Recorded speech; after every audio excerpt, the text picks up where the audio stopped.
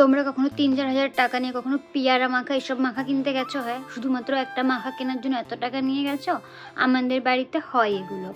তো আমাদের বাড়িতে নর্মালি কী হয়েছে যে একটা মগের মধ্যে টাকা রাখা হয়, শুধু ৩০-৪০ টাকার মতন থাকে মগটার মধ্যে, মানে বাবা রেখে দেয় সবসময়, যে কোনো কিছু দরকার হলে বাড়ির পাশের দোকান থেকে যাতে নিয়ে আসতে হয়, ব্যাস সেই জন্য নর্মালি রাখে।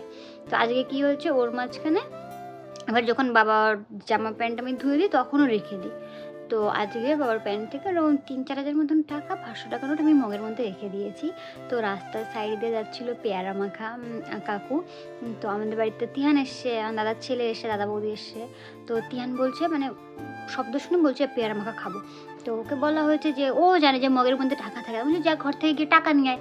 ওর ঘরে গিয়ে ও সেই মগের মধ্যে থেকে পুরো ৩-৪ হাজার যে ৫০০ টাকার নোট রয়েছে, ৫০০ টাকার নোট নিয়ে দৌড় রাস্তাতে পেয়ারা মাখা কিনতে।